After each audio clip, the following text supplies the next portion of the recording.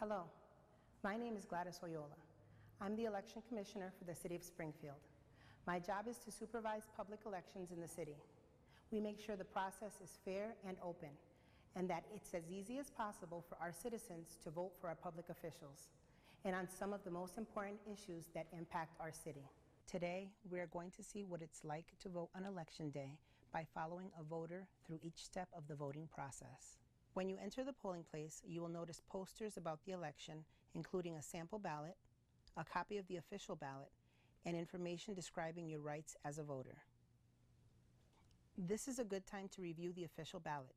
You might want to take a moment to look over the official ballot, especially if you haven't seen one earlier. If you have any questions about the ballot or any other part of voting, you should just ask one of the poll workers nearby. We are there to help. Next, you will proceed to the check-in table. Here, one of the poll workers will ask for your address and name. The address comes first because the voter list is sorted by where you live. Once the poll worker finds your name on the list, he or she will cross off your name by drawing a red line through it. After they cross off your name and address, the poll worker will give you a paper ballot. You can ask for a secrecy sleeve to place the ballot into, but you are not required to take one. Then you will go to the checkout table, where a different poll worker will ask you your name and address and cross it out with a red pencil. Next, you will be directed to a voting booth, where you will mark your ballot using either a ballot marker or a pencil in the booth. The booth will contain instructions on how to mark your ballot. The most important thing is to completely connect the arrow next to the contest you are voting for. If you need help in the voting booth, just ask one of the poll workers nearby. Remember, they are there to help you.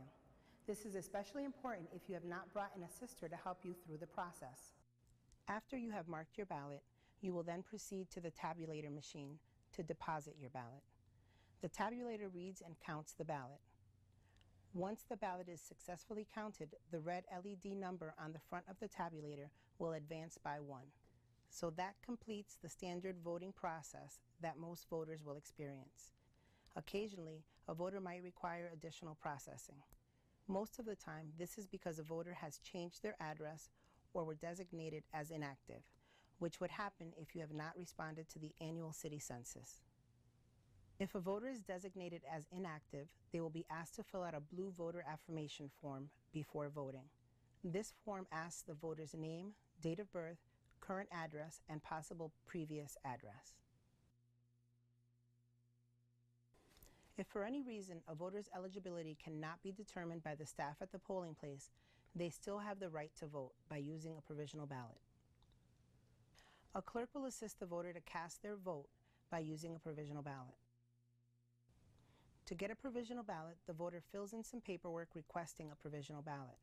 This includes the voter's name, date of birth, current address, and possible previous address. A clerk will assist the voter at this point. Once the paperwork is completed, the clerk will take a ballot and write provisional on it in red pencil.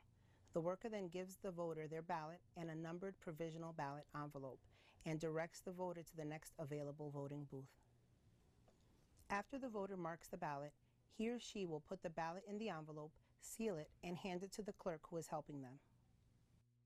The clerk then puts the provisional ballot and accompanying paperwork into a provisional ballot carrier. The clerk gives the voter the first 2 pages of the paperwork, which allows them to track the status of their provisional ballot. And that's it. As you've seen, there are several steps to the process, but it's not that difficult at all to vote in Springfield. On behalf of the City of Springfield, I want to thank you for taking the time to watch this video. Voting for our leaders is one of the most important rights we have. Our democratic system of government works best when as many people as possible cast their vote. So please remember to vote on Election Day.